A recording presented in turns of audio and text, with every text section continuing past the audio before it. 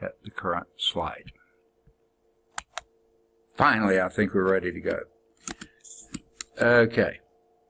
Number 2 on page 229. Yes. Okay. Let me get my pen set up. The color will come up here. Okay. Page 229.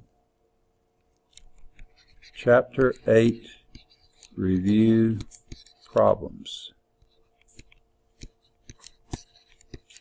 Okay. Number 2. An end loader holds 1,500 kilograms of sand, with the first 0 being significant. What does that represent? Kilograms. Wait, no, the mass. Mass. That's the mass of the sand. Okay? 2 meters off the ground for 3 minutes. So the 2.00 meters, what would that be? Say again? That's the displacement. Right. I like to call it H. The book may call it something else, but it's okay, whatever it is. Off the ground for 3 minutes. 3.00 minutes.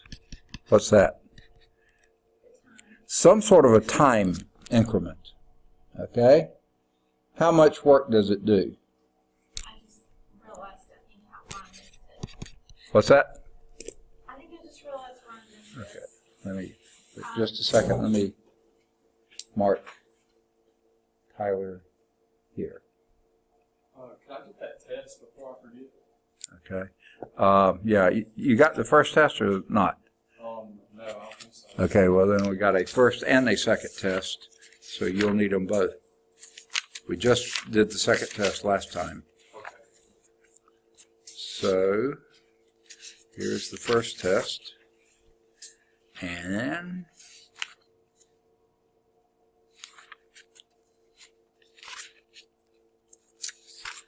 here's the second test.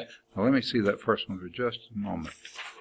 Yeah, I made a correction on their number 7.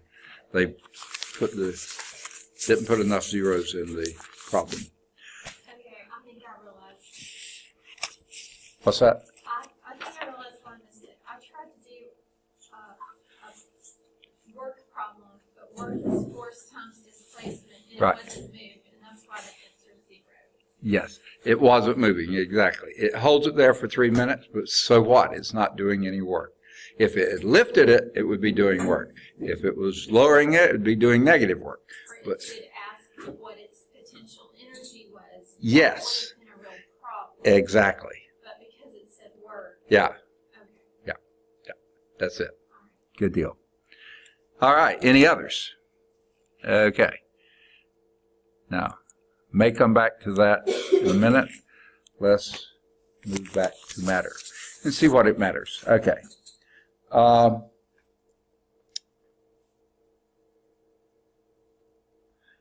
So I think for right now, nope, that's not the one I want. Yeah. Okay. I'm going to get the head on right. Let's discard this for now and just see what the PowerPoint looks like here. Okay. Let's get this one loaded from current slide. Okay, chapter 12 is talking about matter. Okay? Now, before we get into here, here's a few key words. So let me go back, to the slide I was just on, and we'll go back to that and jot down some of these key words. First question, first statement, and most of you have books, but not everybody. Do you not have a book, or do you? I can go get them. I'm going to go to the bookstore tomorrow. Okay.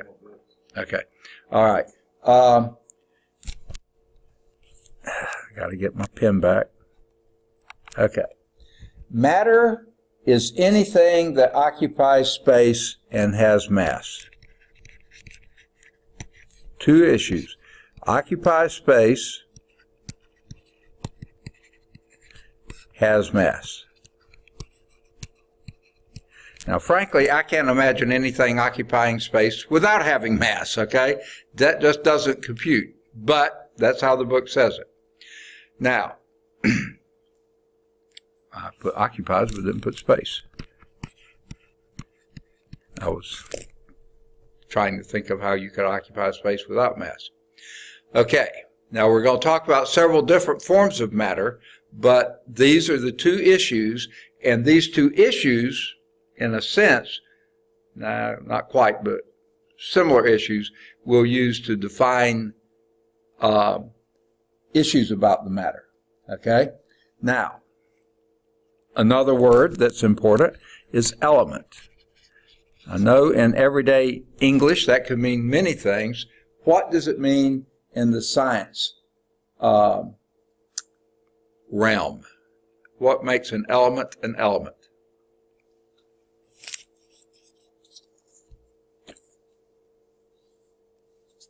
I know that's a rather vague question, and I don't know for sure if this book has a periodic table. So far, I haven't seen one. Okay. What is it that makes an element an element? They have a definition there in the book. It's a substance that cannot be separated into simpler substances. My writing stinks.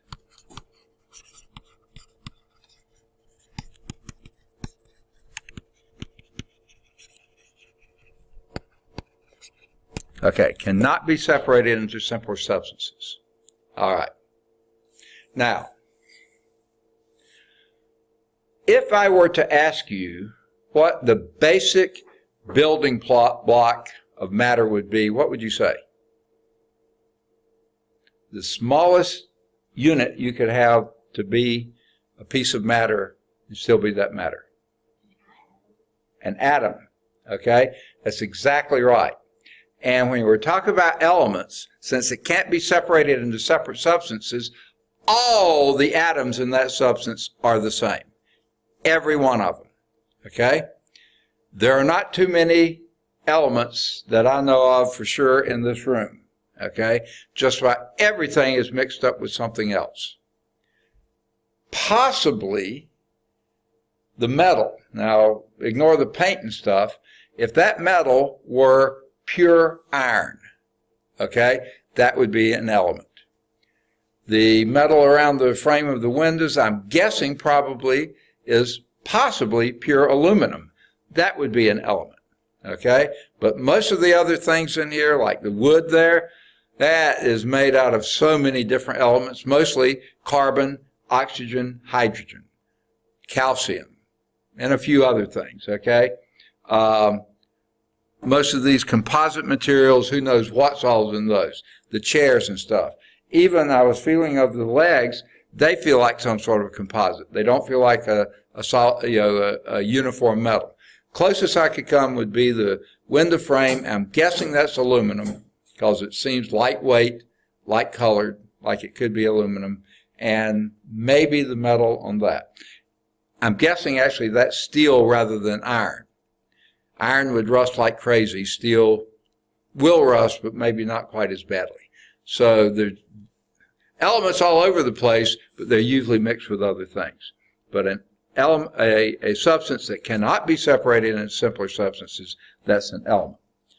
On the other hand, guess what a compound is? Is it more than one element? Okay, it's a substance made of more than one, let's see, greater than one elements. Okay, now, that wood is not a compound. That wood contains some compounds, but it's a mixture of other things. So when they say made up of other elements, that meant chemically made of other elements. Okay? I just blew out exhausting air. Okay? Now, in the air that I blew out, what would be some of the things in that? Carbon dioxide, perfect. That is made up of carbon and oxygen combined chemically. When I breathe in, what are some of what I'm breathing in? Okay, yes. Now, only about 20% or less of what I breathed in just then was oxygen, because the air is made up of a mixture of many things. But that oxygen I breathed in, and about 20% of that, that's more like 18%, is actually oxygen. Now that's O2, no other elements involved. Close to 78% of what I just breathed in was nitrogen, N2. No other, those are elements, no other things combined. But I also probably breathed in, I'm sure I did, some water vapor, H2O, compound, not an element. I breathed out, and I probably breathed in a little bit of carbon dioxide, but I breathed out more carbon dioxide. Because in my body, what I'm doing right now, since I have a temperature, and I'm still alive, I am metabolizing the sugars. One of the reasons I had to go wash my hands, I had finished lunch while I was working on things at my desk, ate my apple, that was all I had left to go, and as I'm metabolizing that apple, I'm breaking down those sugars, fructose that were in the apple, and maybe some of those sugars right now I'm using to give me energy to talk, to think, to see, to move my hands around. And in the process of doing that, the oxygen I breathe into my lungs being pumped to the various parts of my body, it's oxidizing the carbohydrates that I absorbed with the sugar and with my lunch I ate earlier. Plenty of carbohydrates there, and it breaks down the carbohydrates into water and carbon dioxide. So also what I'm breathing out is more water that I breathed in, because that water vapor is a byproduct of my oxidation of the carbohydrates and hydrocarbons to some extent. So a compound, substance made chemically of more than one elements, not just mixed together. You could have, like in the air, nitrogen and oxygen. The air is made up of nitrogen and oxygen, but they're not chemically combined. They're separate, okay? Now, there are a few nitrous oxides out there, but it's not that many.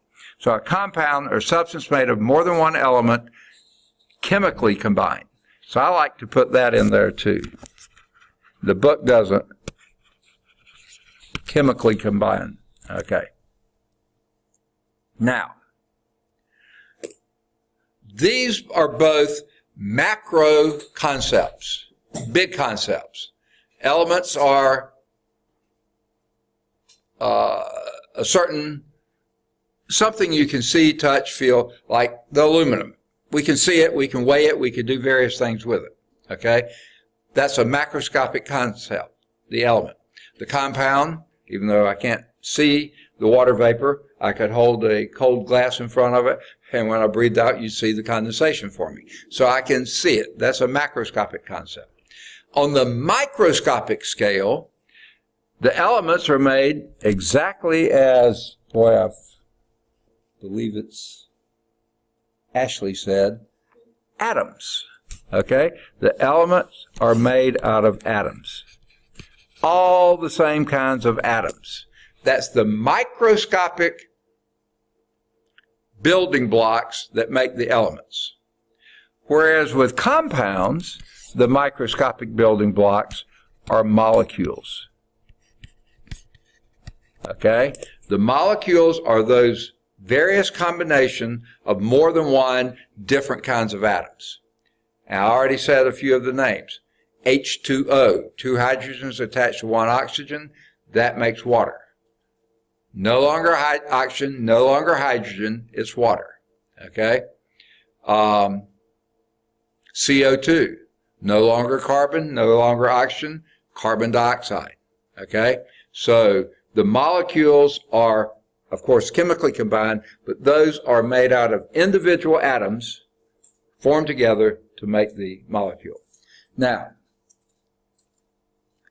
and the atom is the smallest particle an element can be made. Now, when I say chemically combined as opposed to mixed together, like the air is nitrogen, oxygen, and lots of other gases mixed together.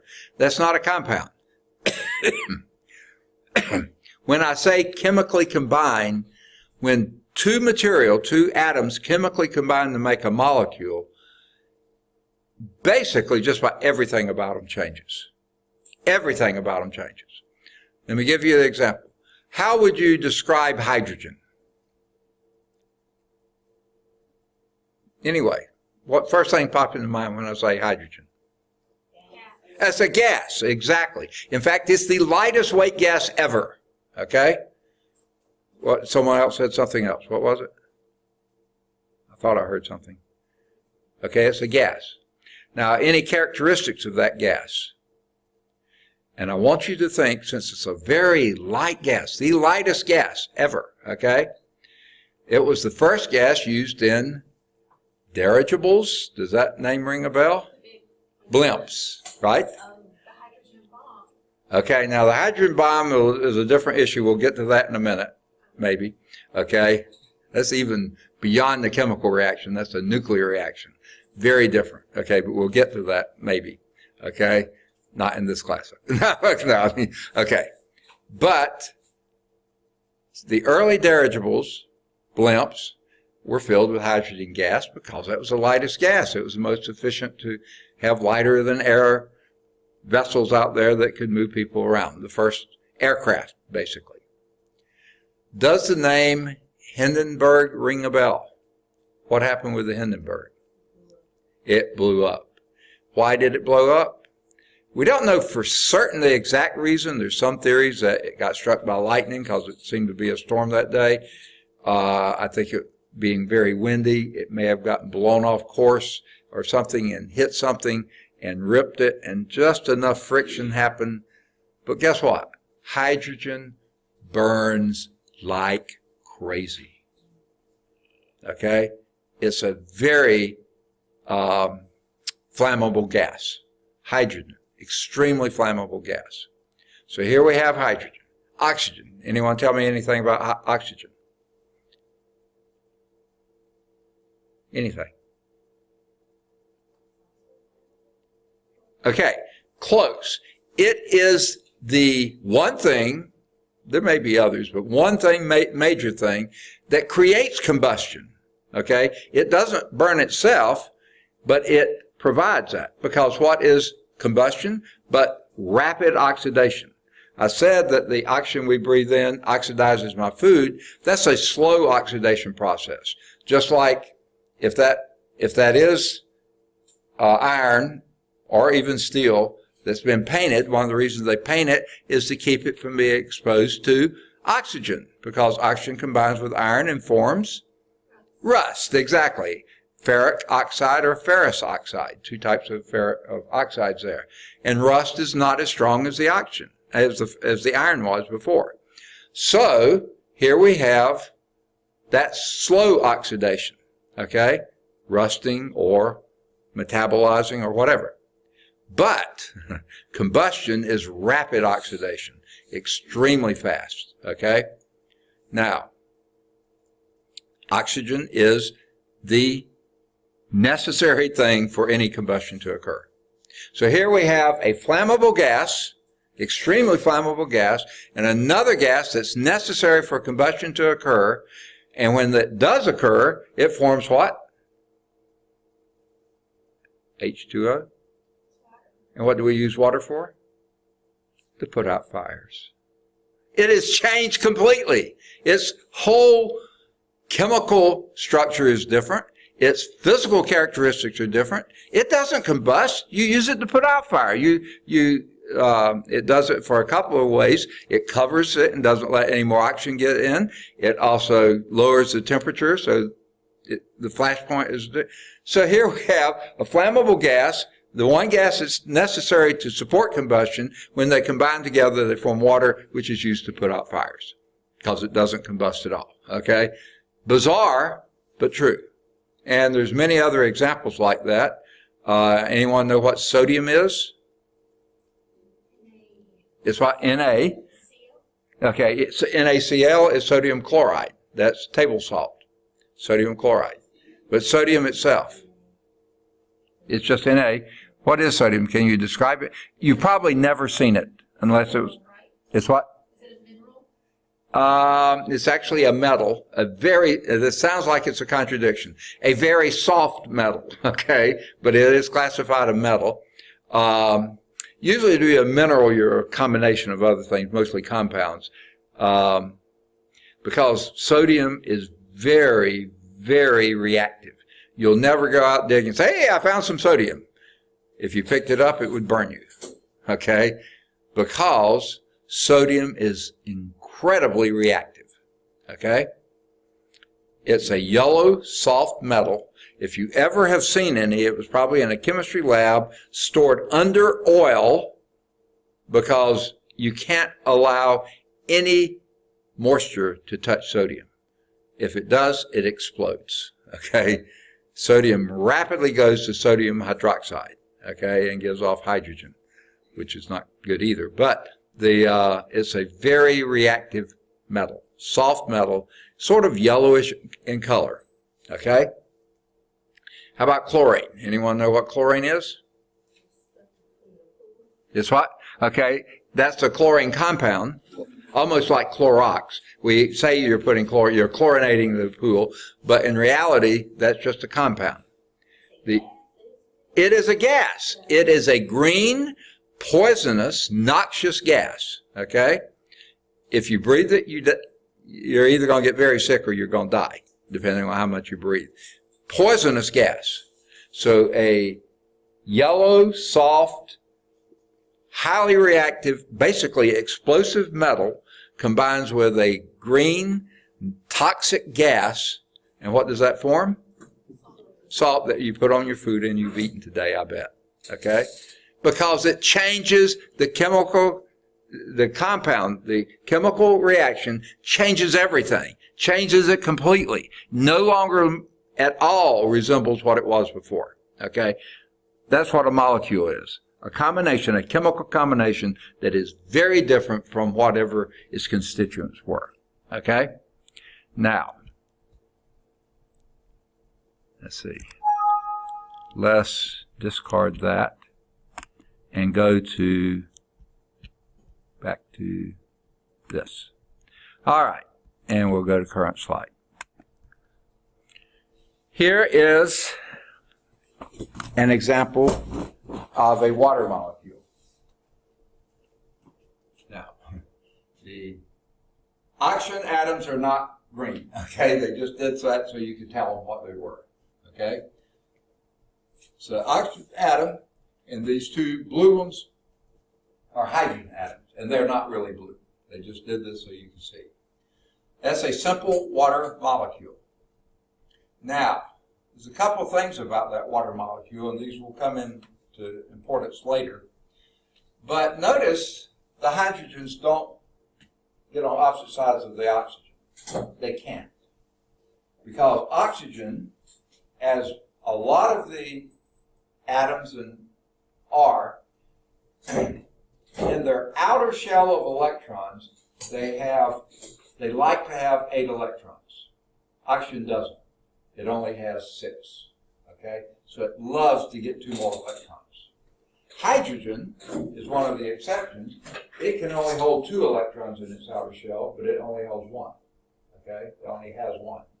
So what they do, the hydrogen shares 1 with the oxygen. That gives oxygen 7 and the hydrogen 2. The other hydrogen shares 1 with the oxygen. That gives it 8 and the hydrogen 2. Because they're sharing. They're nice kids. They play together well. Okay. All right. But, see this oxygen, it has 4 potential sites for pairs of electrons. Now, if you can imagine a sphere, a sphere, and that's basically what it is, and you put 4 equally spaced pairings. That's not going to be 1, 2, 3, 4. That would be in a plane. In space, that would be 1 up here, 1 here, 1 there, and 1 there. All equally spaced from each other. So there's no 2 pairs. You can't get 2 pairs on opposite sides. There are no opposite sides. And that's why 2 are here, and the 2 unpaired electrons, 1 is here and 1's over there. And that makes what we call a tetrahedral structure. but this is only part of a tetrahedron. Now, why did I go into that? What difference does that make? Well, remember, hydrogen is sharing its one little electron with the oxygen. So that means the oxygen has that electron about as often as the hydrogen does. Okay? So the hydrogen winds up an exposed proton for a lot of its time. Because the pair of electrons tend to stay in between. You know, that's where they would be. So this is an exposed proton out there. Well, protons are positively charged. P, proton, positive. Okay? Now, oxygen, remember, had these two extra pairs of electrons out here. They are negatively charged. So that makes water a polar molecule. It has a positive side over here, a negative side over here. And frankly, to be this much of a lightweight, oxygen has a molecular mass of 16. Okay? Hydrogen has a molecular mass of 1. So that would give, atomic mass. Okay? That would give the molecular mass of water 16, 17, 18. 18. There are, I don't know of any other molecule with as low a molecular mass of 18 that's not a gas. In fact, most gases are way heavier than 18. Carbon dioxide, that's carbon, which is 12, and 2 oxygens, 16 each, that's 32 and 12, 44. And it's a gas. To get liquid carbon dioxide, you have to get it incredibly cold, okay? Oxygen itself is O2. It's not just O, it's O2. That's 16. It's a gas. To get liquid oxygen, you have to get it incredibly, incredibly cold. Nitrogen, N2, 14 and 14, that's 28. Much heavier than this, and yet they're gases. And this is a liquid. Why is that true? Because of this strong, what they call the hydrogen bond. Polar nature.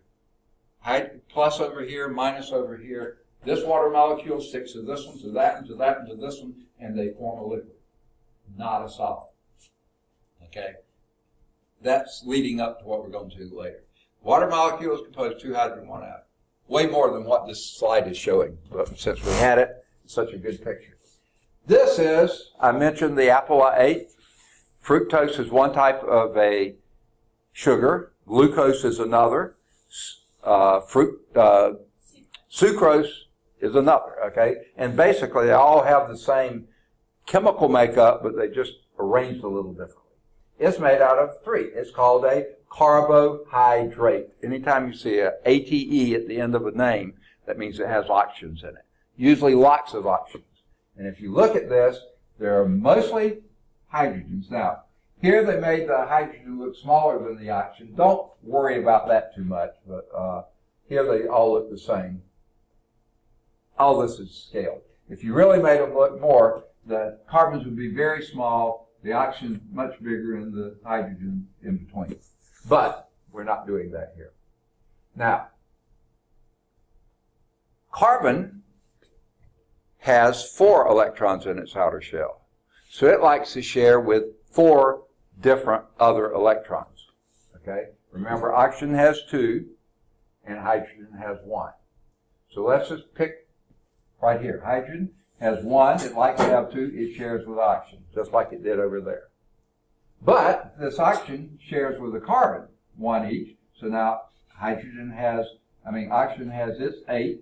The 6 it originally had, 1 it's sharing there, 1 it's sharing there. That gives it 8. Hydrogen is sharing 1 with oxygen, and the one it originally had, it has 2, and hydrogen only can handle 2. This carbon, remember, had 4, but it's sharing 1 here, sharing 1 there, 1 there, 1 there, so that gives it 8. Okay? So 1 with the oxygen, 1 with the hydrogen, 1 with the hydrogen. This one with another carbon. Well, it needs 4 pairs, and there they are. They don't quite have them arranged properly because they want you to see them, but they would be at the 4 parts of the tetrahedron. This one should be right on the other side, then you wouldn't be able to see it. And then this one has 4, and again, they don't have it shaped properly, but 1, 2, 3, 4 pairs of electrons, that's 8. This has 1 pair, 2, 1 pair, 2, 2 pairs, that's 4, okay. It's original 6 plus the 2 it's sharing. Okay, so it has 8. Hydrogen likes 2, all the others like 8. Okay? And this is the structure for glucose. Oh, what's happening here? This oxygen here, this carbon wants to share 2. This one doesn't have an oxygen a hydrogen to share with it, so they share 2. That's called a double bond. Okay? And these are all the rest of them single bonds. Okay?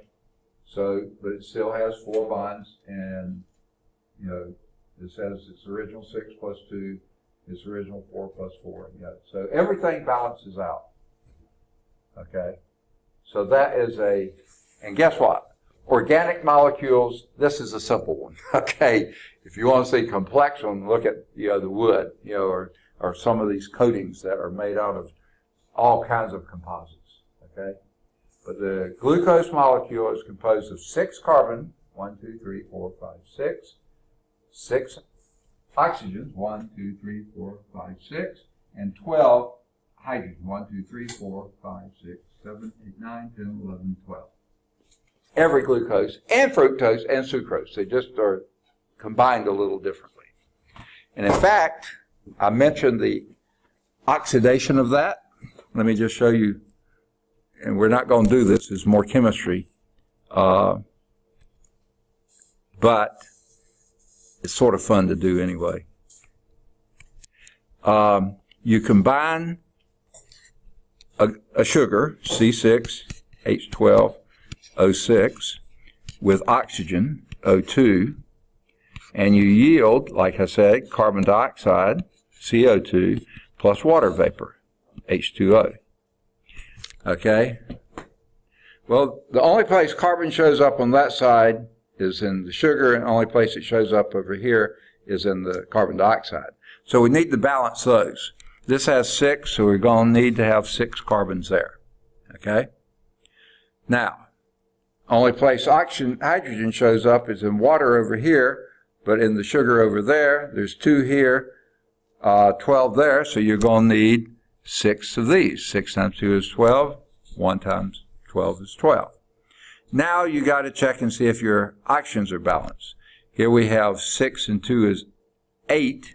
Over here we have 12 and 6 are 18. Well, the difference there between 18 and 8 is 10, so this represents 1, and to get the 5 more, that would give you a total of 6 oxygens. Now let's see if they balance. 6 and 12, 18, 12 and 6 is 18. Yeah, everything's balanced.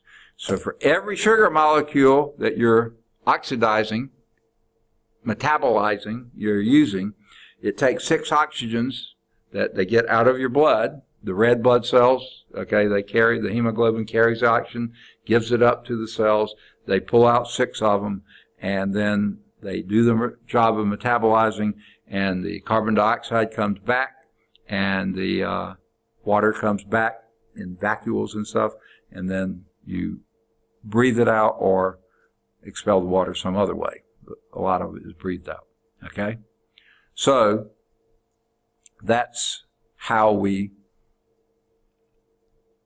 metabolize the apple I ate for lunch. Okay? Right there. Does your drink there have some sugar in it, you think? I would guess most of them do. A few of them may have none. Does it have some? Yeah. Huh? 16. Okay. So you're metabolizing it. That's what's keeping you going. Okay. So, not that that's what this was talking about, but that's really what's happening there. See what the next slide is. Oh, it's right at the bottom. Okay. Now, I've mentioned these particles that make up atoms. We said atom is the smallest particle that a material can be, but an atom is made up of smaller particles. Okay? They can't exist alone and be a particular material. Okay? A substance. They can't exist alone, but they're just charged entities. Well, what are these? They are the protons, which are positively charged, a +1 charge. The electrons are a -1 charge, and the neutrons, neutral, no charge. So don't think neutrons are negative, they're not. Neutrons are neutral, or think no charge.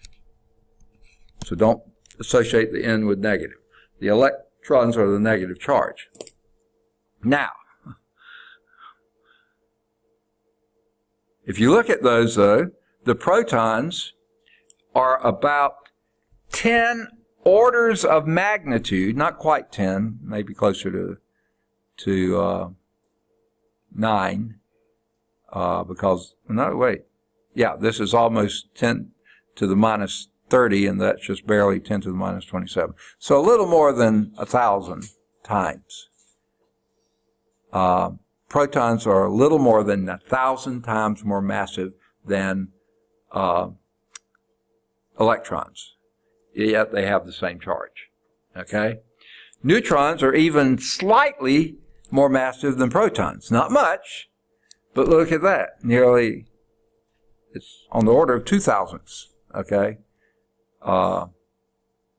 Difference. Okay?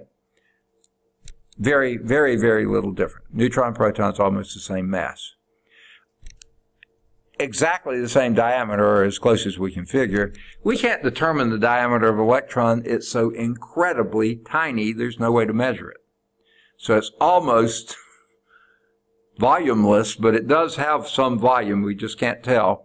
The zero size of electron is due to lack of any internal structure at all. You just can't tell.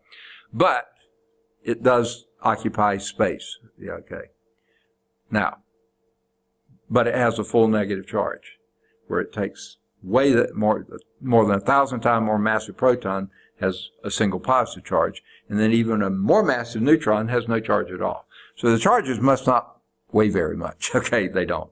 Okay.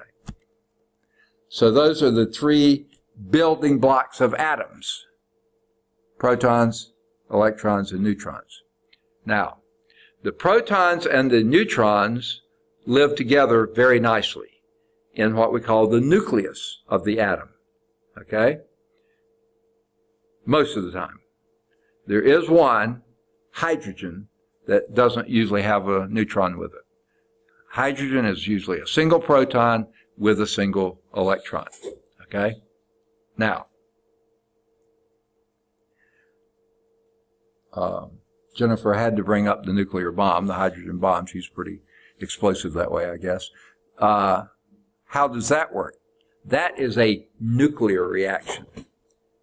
You are forcing together two or more hydrogens, forcing them together to become helium. Okay? That is not a chemical reaction. That's a nuclear reaction.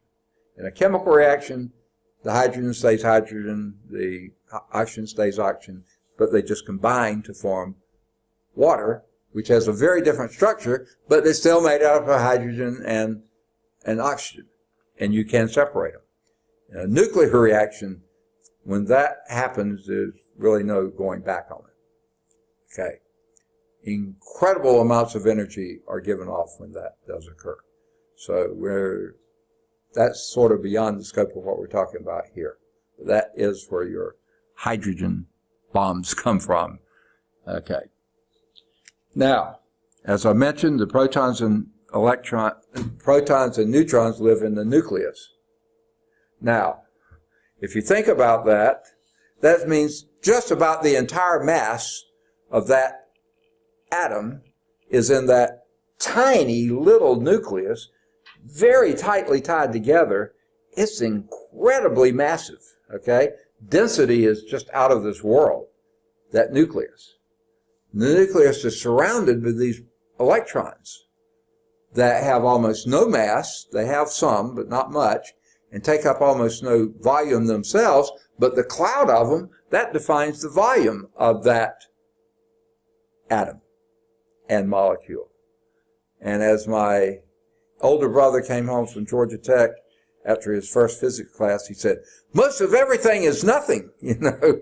And what he meant was, and you know, he had learned this from his teachers, or he knew what it meant, is most of the mass is concentrated in the tiny, tiny little nucleus, but most of the volume is occupied by the electrons floating around out here. They stay as far apart as they can from each other, They don't connect very well at all. They sort of pair up, but that's all. And that's why they get far apart, you know, in that tetrahedral structure, getting as far away as they can from each other. So most of an atom is absolutely nothing. It's completely void space. That space in between those electrons, which have almost no volume whatsoever themselves, but they occupy space. It's sort of like space dust out there occupying the space between Earth and the moon, say.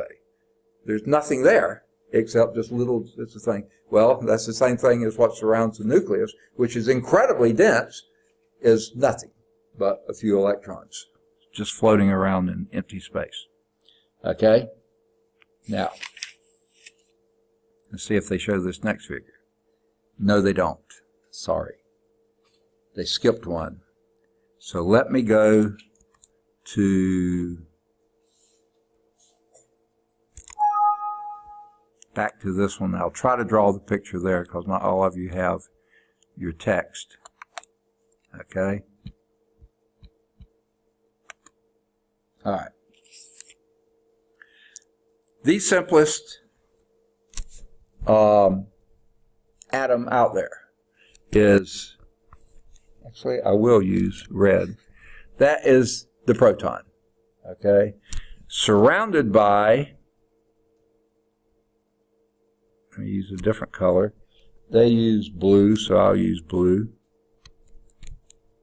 A tiny little electron. And most of the rest of it in between is space. This electron is floating around out here in all sorts of, you know, rotation around there. And the nucleus is so massive, the electron almost no mass, less than 1,000th of what the mass of the nucleus is. It's taking up all the volume, but the nucleus is very, very dense. Okay? I should have drawn it sort of three-dimensional like they did. Let me try that. Like that, okay. Sort of like the sun with the planet around it, the earth with the moon around it, that kind of stuff. Okay. So these, like the electron and the proton, not the neutron, but the electron and proton in the atom, that is matter. That is taking up a tiny little bit of space. Yeah. Okay. Yeah. And in reality, the electron's taking up most of the space, even though it doesn't have much volume itself. The proton has most of the matter. Okay. Now, everything bigger than hydrogen, helium, lithium, beryllium, all those that are bigger than hydrogen, they all have neutrons. Hydrogen's the only one that most of the time doesn't have a neutron.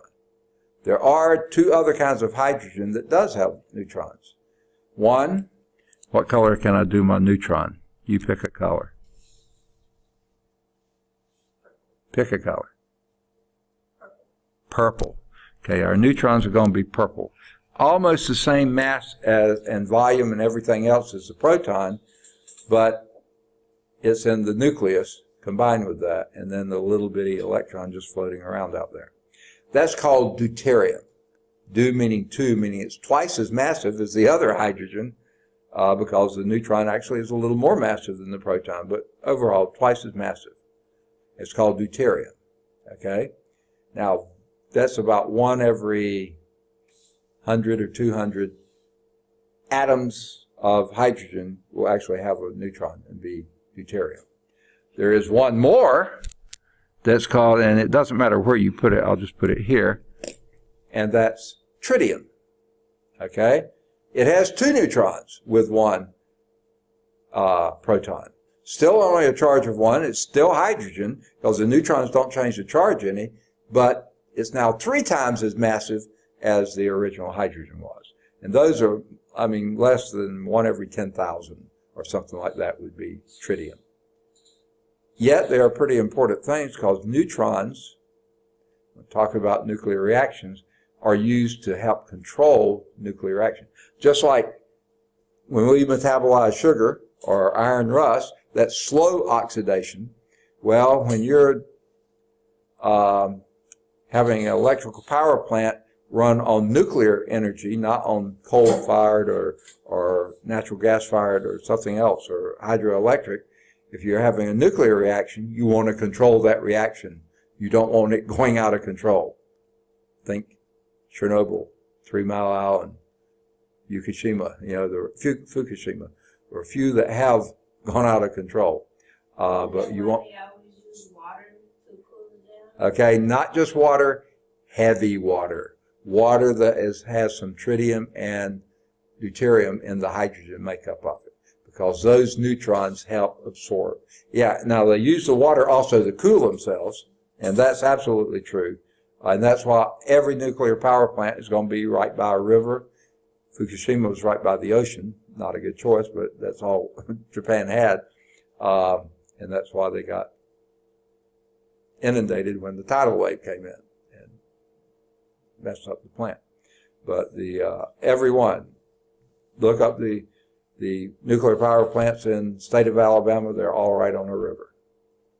For cooling, for one thing, but also they extract the heavy, they do it with centrifuges, what they call heavy water, made out of hydrogen with some deuterium and tritium in it, and they use that to help control the reactions. Those rods that they put in are often called neutron rods, and they push them in to slow down the reaction, pull them out, so they're not interfering as much to speed up reactions. Okay. So, yeah. So those hydrogen atoms, the one you were talking about, the tritium. Tritium and deuterium, right? Those are found in nature. They're not man-made. Yeah. You probably have within you, I'm guessing, several trillion molecules of water. I mean, molecules are really small too. They're microscopic. And more than likely, at least one or two of those has a hydrogen that's deuterium or tritium in it. Okay? Odds are probably more than one, but at least one probably does. You don't have to have, but the odds are that you would have. But they try to concentrate them to put them in those rods to control nuclear reactions. Okay. Now, they show another element here, and that's carbon. And carbon is not a big compound at all. I mean, big atom at all. It's pretty small itself. It has only 6 protons. Okay? So my purple is the neutrons, so it does have 6 neutrons most of the time. And my protons were, what color were they? Anyone remember? Were they black? I think they were. Let's just make them black. Okay, you have 6 protons scattered around here. 1, 2, 3, 4. Yeah. Now, they should be closer knit. They should be just right in there mixed up with each other. And, of course, it would then have to have, and I believe blue was my color for the electrons, these tiny little electrons floating around out here. Now, I don't like the way they've organized them in their picture, because they really, usually that's 1, 2, 3, 4, 5, 6, okay? Each of these is following some orbit around this, supposedly better orbits than mine drawing, something like that. But it's a mess, okay? Maybe not as big a mess as mine is, but that tiny, tiny, tiny, tiny little nucleus has all the mass, basically. And then this huge cloud of electrons is your electrons. Okay. Now, actually, let me take 2 of these away. Okay. All right. And put them closer, because really they are closer. One will be in here and one say here. This one's doing like this and this one's doing like that. 2 are what they call in the inner shell and 4 are in the outer shell. The 2 inner shell don't react with anything. They're happy right there. That's all the inner shell can hold. That's why hydrogen can only have 2, because it's only got an inner shell. But the outer shell likes to have 8, and it has 4 in it, so that's why it combines with 4 others, whether they're from oxygens or hydrogens or wherever, but it'll share those. Okay? Not that you needed to know all that, but that's what it is. Now, a guy is mentioned here named Ernest Rutherford. he developed the idea, the concept of this atomic nucleus. And he did that after he did a bunch of experiments. Because originally they thought materials were made up of what they call the plum pudding model. Okay? You had the bread there that was made up of your protons and neutrons, and then the raisins were the electrons somehow mixed in with it. When he did his experiments, he found out no. Things that, when he tried to bombard the gold foil, which had pretty good size, they thought that the reflection was going to come everywhere. Most of the alpha particles went right through. Only a few got bounced back.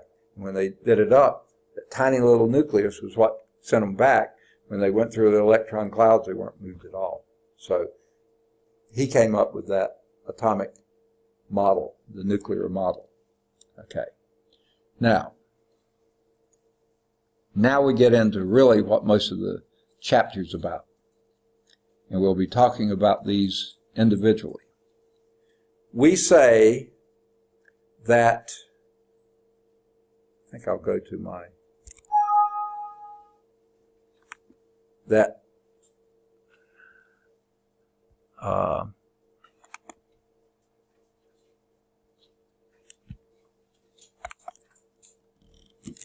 okay.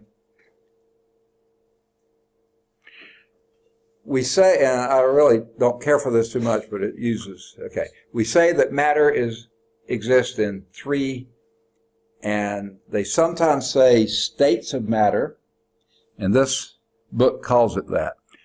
More modern physics books don't like to use the word state anymore, because once quantum mechanics came into a branch of physics, they use state for a completely different meaning. So they usually say phases of matter. Okay? Phase, state, whatever.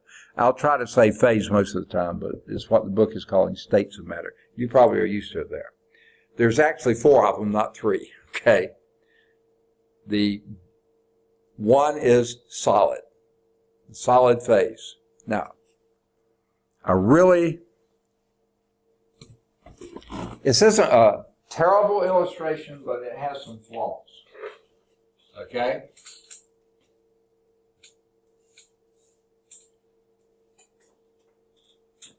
To be a solid, that means that, okay, there's going to be 2 definitions here. One macroscopic, what we talk about in the real world, and one microscopic that tells you why it acts that way in the real world. Solid molecules, and the way they've drawn it here, it is problematic in my mind. Most of them are okay. Okay, let's take this one right here. I like this one, okay. This, and let's just imagine these are sodium chloride. We've already mentioned that. Let's say that's the sodium, there's the chlorine, okay? Each sodium is attached to 4 chlorides, 4 chlorine atoms, and each chlorine is attached to 4 sodium atoms. And they're in what they call a cubic structure. If you can imagine one corner of a cube here, this isn't really a cube, but let's just imagine it was, okay? This is a rectangular parallelepiped, okay? If that was a sodium, then that would have to be a chlorine, that would have to be a chlorine, that would have to be a chlorine, and the next one out here would be a chlorine. But this then would be a chlorine because there's a sodium because there's a chlorine, there's a chlorine, there, yeah. So each of them is on the corners of a cube attached to 4 others, except those on the edges. Of course, you can't attach, and that's what these, I assume, are representing, those on the edges. Now, the problem with this is it doesn't look very regular. Most solids are in a very regular crystal structure. Like I said, sodium, chlorine, chlorine, sodium, very, very regular. And in fact, sodium chloride is what they call a cubic structure. There are other structures as well, but they're very, very regular. Now, these do not move much. What these are representing here are sort of like springs. They vibrate, but they don't separate most of the time. Okay? That sodium is fixed in that crystal lattice right there. The chlorine is fixed right here. They can move like this and like this and like that, but they don't move past each other. They're fixed in position. Okay? That's what makes a solid a solid. Its only allowed motion is a vibration, but in fixed positions. Okay? Now, these are supposed to be liquid molecules. So picture this as a oxygen with those two hydrogens attached to it. Okay? That's a liquid. Now, how those do, that's the second phase or state of matter, is liquid. Oh, let me back up on this. Microscopically, that's what's going on. The atoms are arranged in fixed crystal lattices. They can only vibrate, but they can't move, basically. What does that mean a solid is? A solid is something that has a fixed shape and a fixed volume. The shape, because they can't really move. The volume, because they occupy that space and don't change. Now, I say they have a fixed volume. But I think you realize that if you were to heat a metal, it will expand a little bit. You heat a liquid, it will expand a little bit. You heat a gas, it will expand. Okay? So when I say a fixed, think about liquids and solids only, they can, and that's because the vibrations are more energetic now and they push each other further apart, but they stay in their crystal structure. Okay? So when I say a fixed volume, that doesn't mean they can't expand or contract if you change your temperature. But at a given temperature, no, they don't. They just stay in that same shape. Okay, now the liquids. Well, let me back off. Name a solid for me, any old solid. Wood. Okay? Okay. I like wood fine, but it's not going to fit my next example well. So give me another solid. A rock. A rock, it might work. Second? Iron. I love iron. Let's go with iron. Okay? Now, the reasons the others won't work, I'll explain. Okay? To some extent. Okay? Iron. What happens if you, how do you get, iron is normally a solid, right? Can you make it into a liquid? How? You heat it up. So what happens as you heat up iron, these molecules, like I said, vibrate more and more. That does expand a little bit, but they vibrate more and more. They're more energetic, and finally they break apart. That's what makes a liquid. The molecules have broken the positional structure that held them in one place, and now they slide past each other. That's what makes a liquid. So liquid molecules flow over each other, past each other, but they still are attracted to each other. So what does that do to a liquid? It loses its fixed shape. It takes the shape of its container. I don't know what container you use for liquid iron, but you do. But it still has a fixed volume, because liquids generally don't change the volume unless you heat them. They'll expand a little bit, cool them, they'll contract a little bit.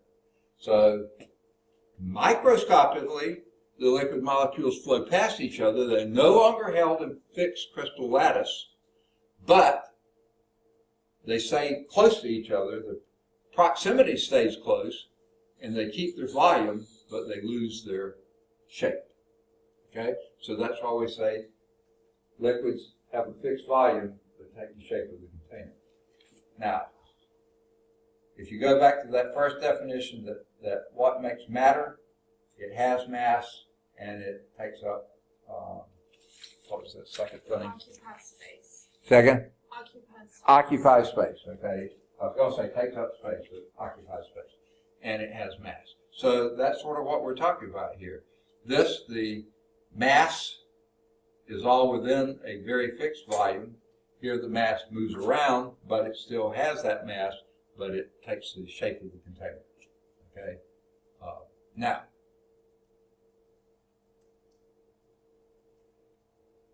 all right. Now this is hard to believe, but it can happen, and it does happen. Can the iron, you said you could liquefy it by adding heat. can you add more heat? And what would happen? Theoretically, anyway.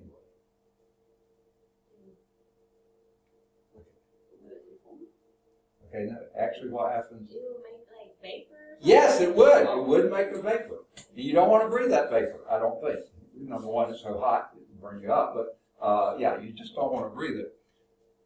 So if we had started with the solid of ice, then this whole illustration would make more sense. Can we go to ice? Okay. You heat ice and it melts.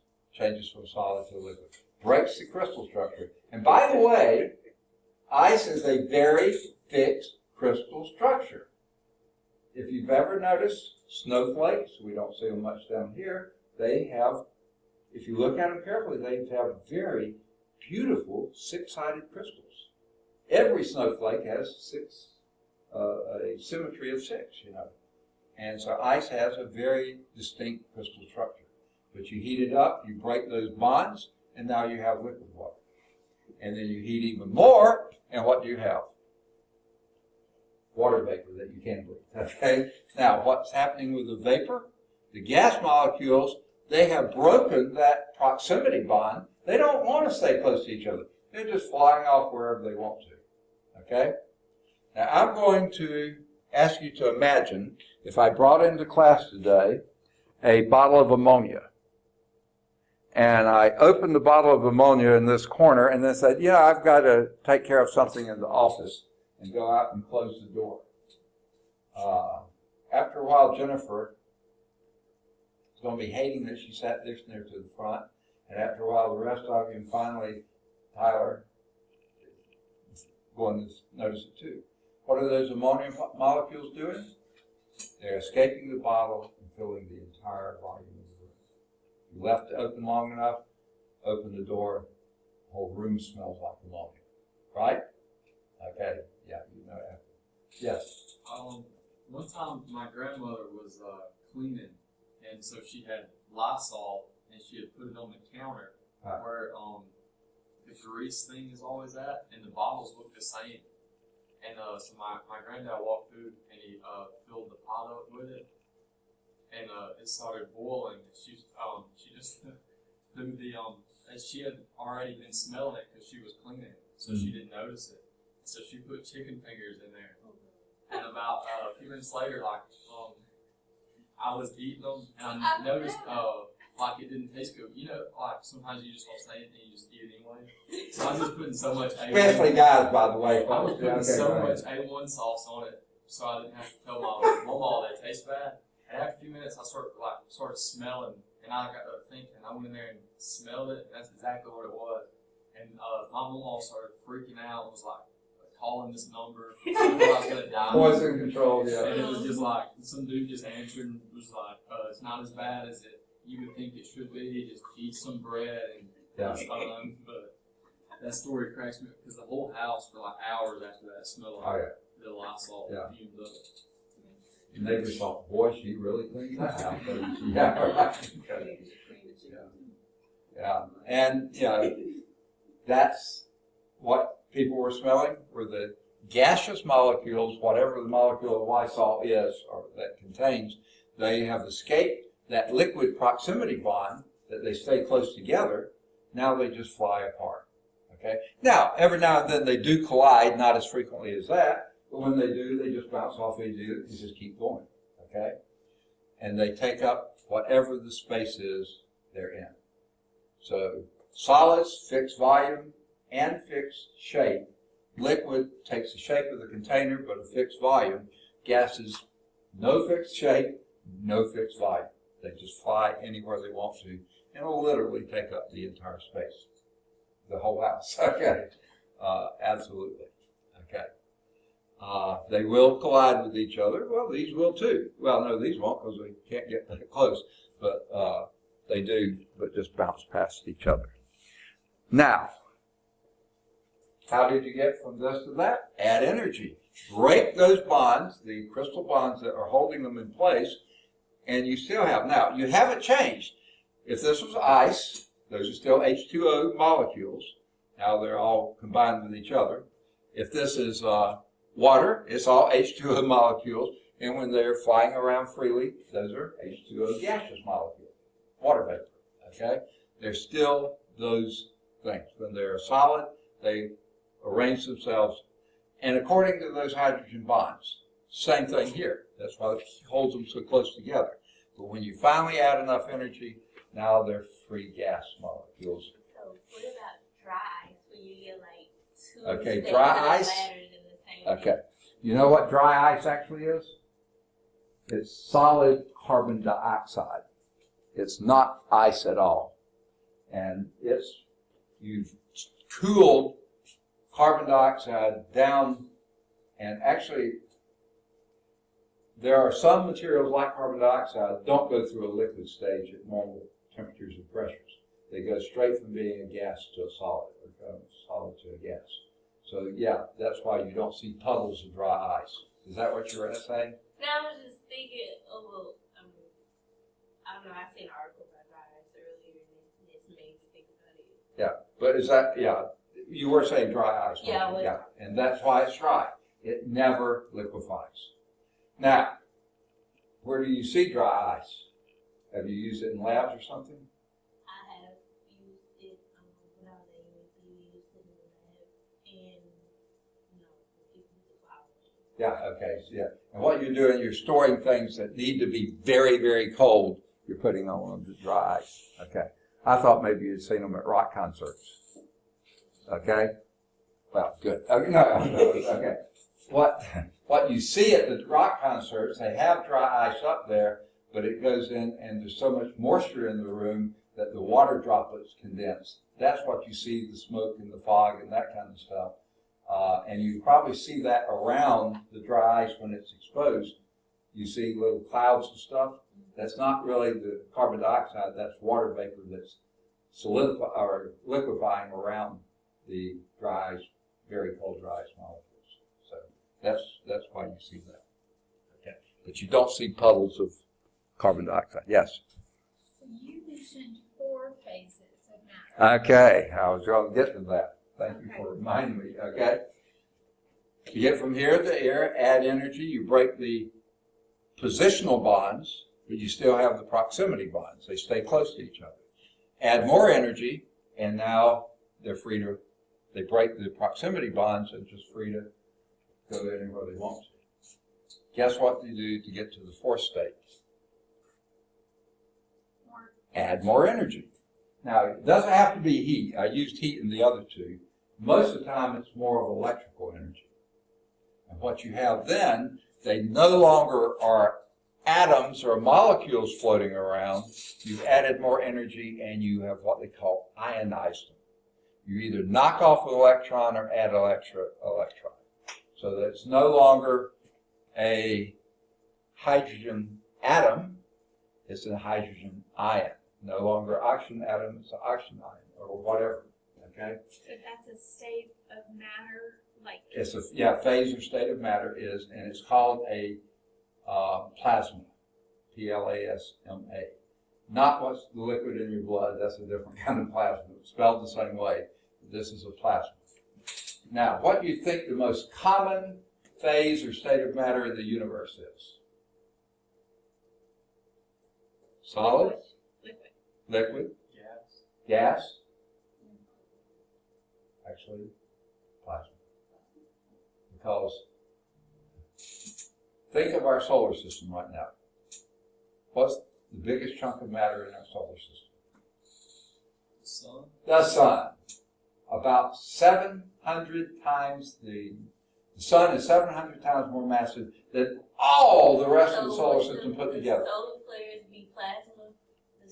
Say again? The little solar flares that come off Everything in the sun is plasma pretty much because it's so high energy heat that everything is ionic there. Okay? No solids, liquids for sure, and not many gases. Okay? So yeah, it's all plasma. And since it's 700 more times than Pluto, Jupiter, Neptune, yeah, all the planets, all the moons, all the asteroids, all the meteors and everything else, comets and everything added together, the sun's still more than 700 times more massive than all that put together. Yeah, most of the solar system is plasma, not solid, liquid, or gas. Okay. But on Earth, do we have much Okay. plasma? Okay. That's a lot harder to say. Our entire atmosphere is gas, of course, and that covers us, hugely. Our surface of the Earth is 2/3 or 3/4 water. Okay, so that's liquid. But underneath all the water and all the landforms are solids. And then you go deeper. The magma is mostly solid, but some liquid. The outer core is liquid, as in molten rock, and the inner core is solid again. Okay, so it'd be hard to say which would be the most. Probably solid. Probably on the Earth would be solid, and most of the other structures out there would be that too. Okay. Okay. Certainly have some solids in the room and a few liquids. Any gases? No, we're breathing all the time. But do we have any plasma in the room? It's a whole bunch of energy, right? Like ions and stuff. Yeah. I think you're doing the fluorescent tubes. Okay, the fluorescent tubes contain in them plasma. What if you've ever looked inside a fluorescent light thing? Underneath where the bulbs are and stuff, there's a big box they call a ballast. Okay, and what that is a big capacitor which builds up enormous amounts of charge. So you have a huge potential difference between the two ends of that. And that huge potential difference then is enough energy to separate the gases between that. It's usually a mercury vapor gas. Separate that into positive and negative charge. And then those go flying back and forth toward the opposite end, and they're moving very fast. And they are, because they're charged, some are positive, some are negative, those are ions. So yeah, we have plasma inside those tubes. Okay? Now, what makes light is that those tubes, if you've ever seen one break, there's a white powder that coats those tubes. Have you seen that? That white powder is called a phosphorescent material. What a phosphorescent material is one that when an ion goes past it, it jacks it up in energy level. Okay? And then when it leaves, then that falls back down because it can't maintain that without something else. When it falls back down, it gives off a photon of light of that frequency. And the phosphorescent material just happens to be a material that has the fallback there produces a photon of light, visible light that we can see. So that's what's happening in there. That's why it doesn't require, they don't get nearly as hot as an incandescent bulb. Well, I think those may be LEDs, but I don't know, it could be incandescent. Incandescent bulbs are very hot because what they do, you heat up the filament until it glows. So you're first adding heat, and finally you get enough so it glows and gives off light.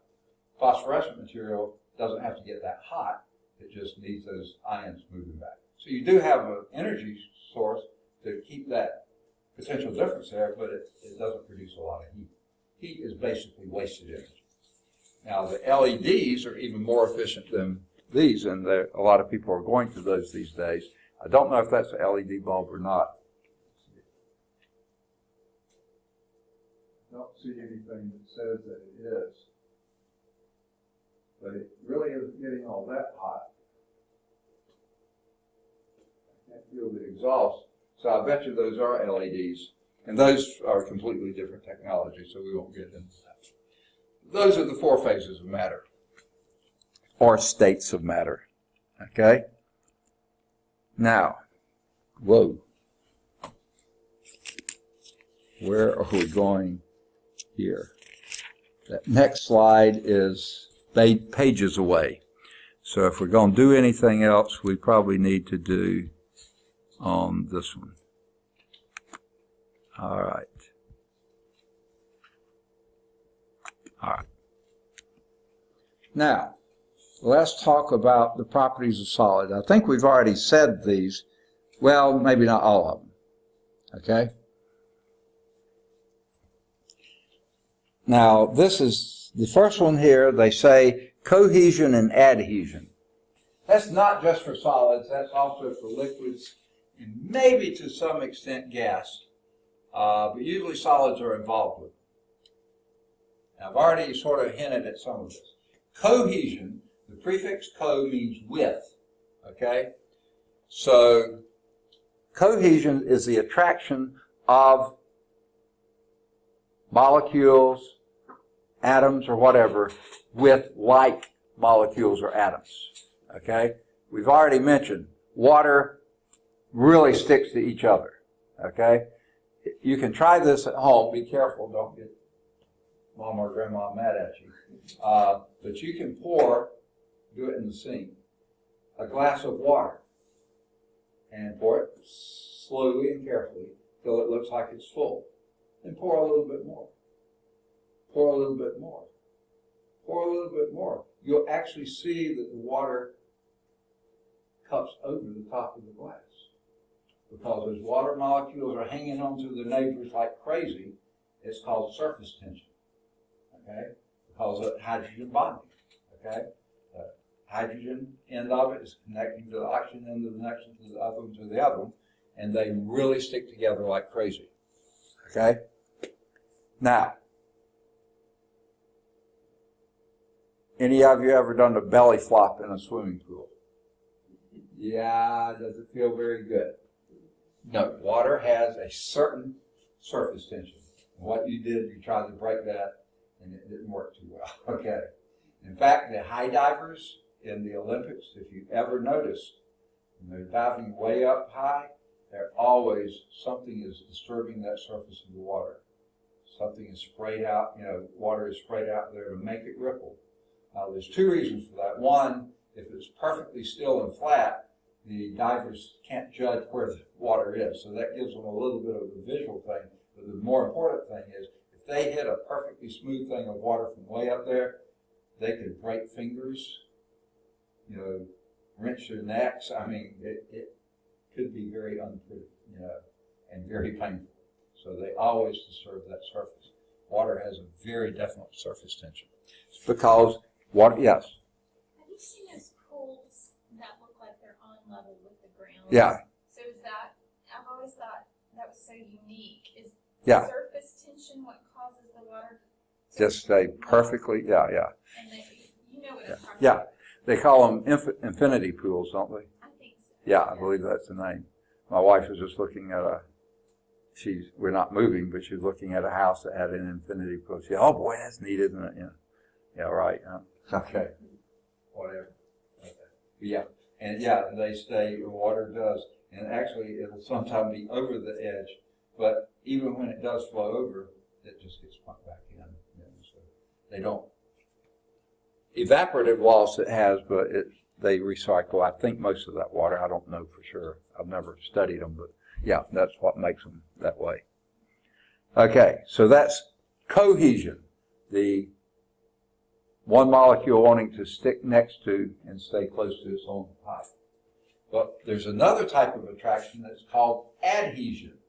That's when one molecule is attracted to a different kind of molecule. Okay? Water also has that capability too. Have you ever, some of you sound like you work in labs. You know what a pipette is? Okay? Have you ever noticed when you stick a pipette into a container of water, the water rises up in the pipette? Okay? That's because the water is attracted to the sides of that. Is it glass or plastic, the pipette? Usually glass, isn't it? Huh? It is glass. Water is attracted to the glass, and it attracts and it pulls itself up, trying to get closer to more of the glass. Now, if you ever put the pipette in mercury, I don't know if you would do something like that. You don't usually like to have open pools of mercury, but if you did, the mercury would sink down, because mercury does not like to cohere to other molecules. It only likes to be with itself. If you've ever seen a mercury spill, which hopefully you haven't because mercury's pretty toxic, but if you've seen one, what does mercury do? It looks like little ball bearings. It beads up. It doesn't want to touch any surface that it's on. And they form little spheres, so they're touching only themselves, and only the bottom is touching the surface that it's on. Okay, you seen that? That's what, huh? Yeah, I see that. You had refreshed my mind. I was Yeah. thinking. Yeah, and that's what happens because mercury coheres to each other. It loves to be stuck to itself. Doesn't like to adhere to anything else. So most thermometers, if they're mercury thermometers, you'll notice the meniscus is like that, whereas the water or alcohol thermometers, the meniscus is like that. You read the top or the bottom of the meniscus usually for your temperature. Okay. Those are little pipette. They call them capillary tubes, by the way. That's the other name for them.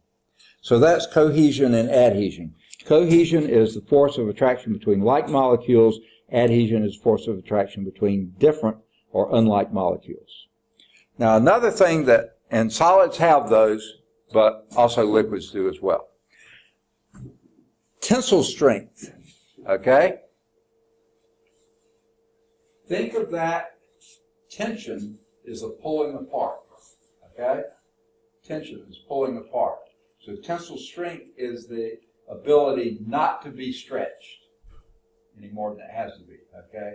So a rubber band doesn't have very high tensile strength. A piece of metal will have a much higher tensile strength. So tensile strength is of solid is a measure of its resistance to being pulled apart, okay? And they show a device there that is actually pulling apart a piece of metal, and you see it's getting thinner in the middle as the ends are being pulled further apart, if you got your book. Tyler was the only one without a book, so I won't try to draw that. Okay, another is hardness, okay? Hardness of a solid is a measure of the internal resistance of its molecules to being forced further apart or closer together, okay? I'm surprised they don't mention one of the tests that they use. It's called the Mohs hardness scale. It's not a test, a scale. Mohs hardness scale, M-O-H-S, Mohs hardness scale. They don't mention that here, but they talk about the Brunel method, named after Johann Brunel, and they have a little blurb about him on the side. Common industrial method used to determine the hardness of a metal. Okay? So I'll let you read that. You don't need to know anything specific there. Okay? Another property of metal is its ductility. And its ductility is how easily that is extruded into a wire. Okay? Some metals are not very ductile at all. Others are very ductile. Fortunately, copper is very ductile. It can be extruded into wires, and that's really nice because copper is one of our best conductors of electricity, and the wires are what conduct that electricity. So it's a very good thing that copper is ductile. Now, sort of similar, but not quite the same, is malleability. Okay? Think of that as a mallet that you're banging on it, and if you can flatten it out with a mallet, it's very malleable. Okay? Gold is especially malleable. Okay? It's a very heavy atom, but it's very malleable. Okay? You can take gold and almost paint it over a surface. They call that gold foil. Okay? And it makes it look like gold, but you really have very, very little gold in it. And that's what Rutherford used the gold foil when he was doing his experiments. Okay. Kind of the opposite of, not quite the opposite, of malleability is elasticity. Okay? What that means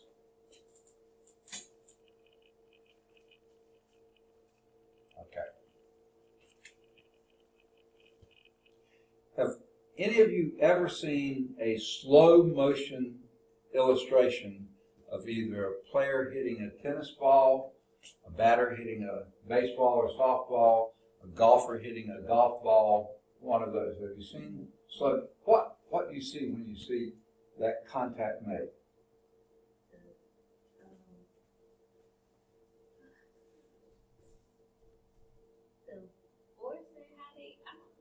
Okay.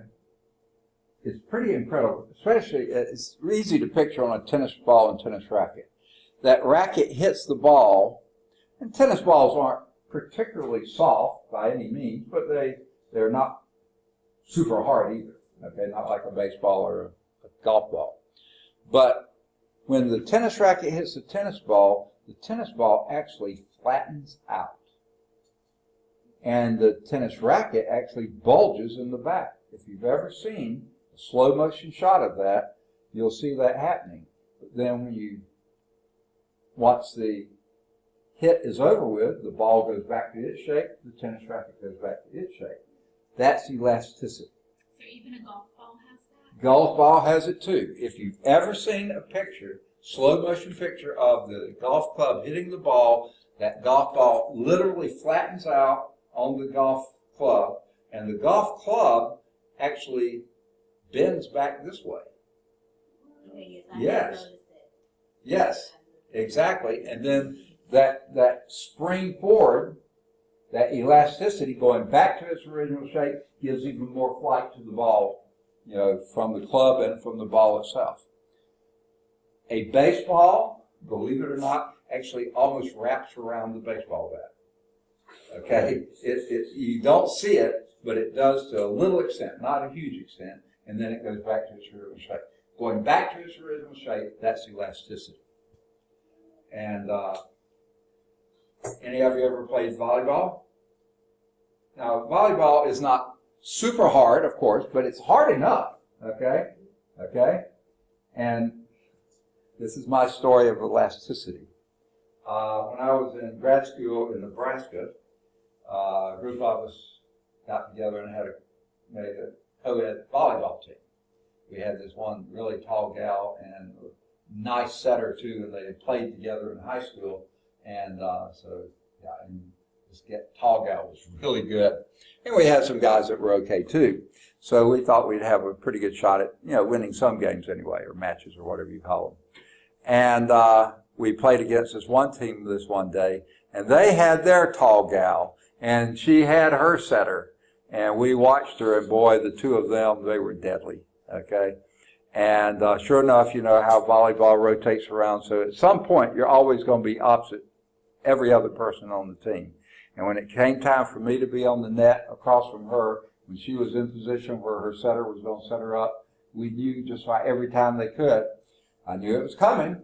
So when I could see them setting her up, I tried to time it right to get up and get as much blockage as I could, because I knew that spike was going to come slamming down. Well, it did, but it didn't come close to my hands. It hit me dead in the face, okay? And literally, I felt that ball touch each ear at the same time. All I could see was, Wilson! Not really, I just made that part up. But I did feel it touch each ear at the same time. And what's that? I have got hit in the face by a volleyball. It didn't go like that. It bent right in my face. Yeah, but it bent around your face. And you didn't just have that point hitting you, the whole ball hit you. And it sprang back, took its original shape back. It was very elastic, but unfortunately it did it on our side of the net, not on their side. So all that for nothing. And anyway, my story of elasticity. Okay.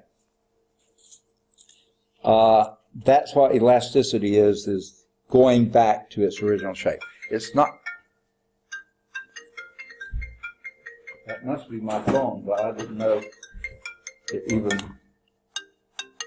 I'm sorry, it's my wife. Good evening, Charles Fowler speaking. Hey. No, I've got a couple more minutes. Sure. You're at home or on cell? Okay. Okay, great. Thanks. Bye-bye. I was afraid she's been in Vermont since Saturday, and Delta had the big crash of their computer system last night, so she wasn't sure she was going to get back today while she was flying Delta. And then with all the weather we had, I didn't know if she, so when she called, I thought, oh, I need to answer this. I was afraid she was. Did she make it home? Yeah, she's home. Okay. But she wanted me to pick up supper is what it was. Okay. I think. But I said I'd call her back. Okay, but she made it back okay. All right.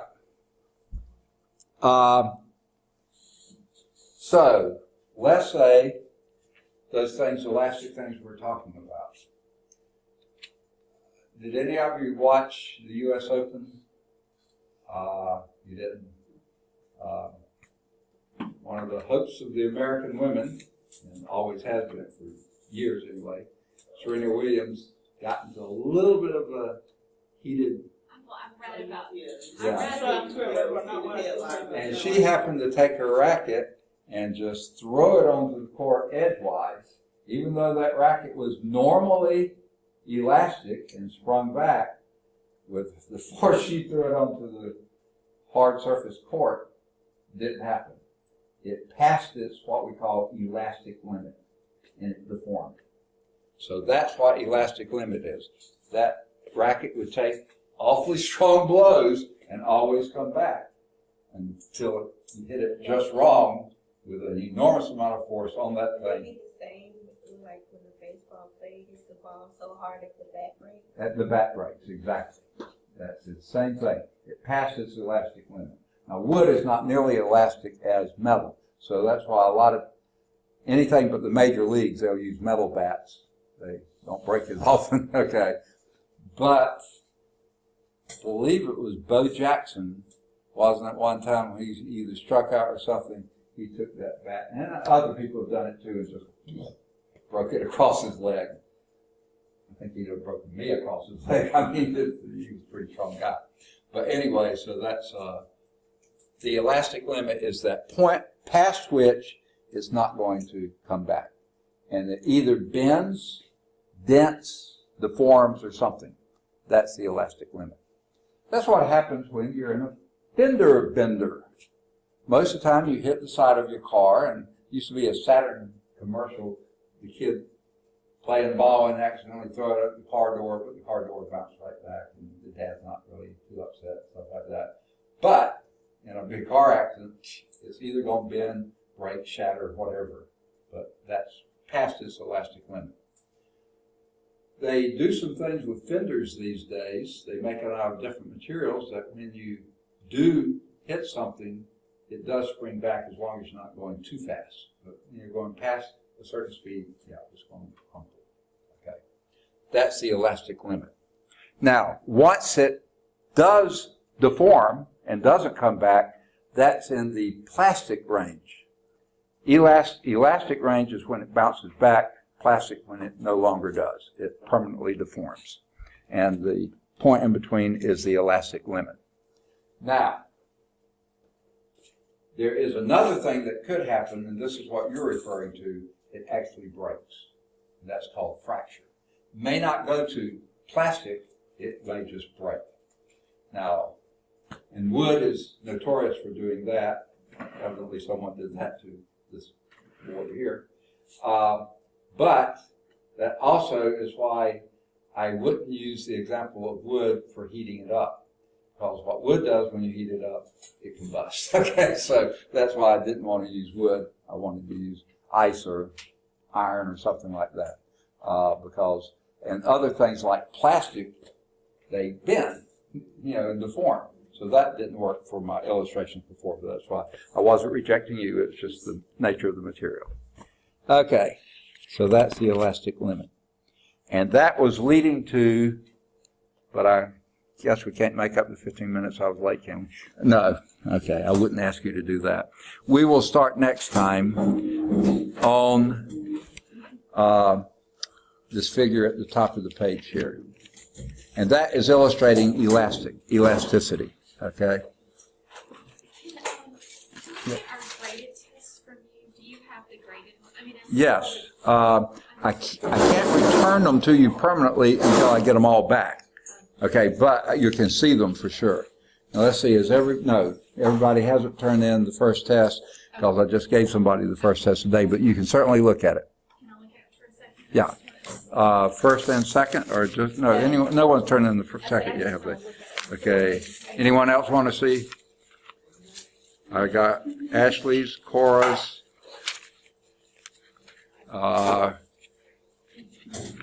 Rachel, but that's you, right? Okay, Nicole and Rachel are the same, and Jennifer. Okay, I've got all those. And you turned yours in last time, didn't you, Ashley? I do need them back, though. Cora. No, yeah, I have them here. Rachel or Nicole and Jennifer. Okay, there you have them. So y'all were 4 of the first 5 to turn them in. A few others turned them in later.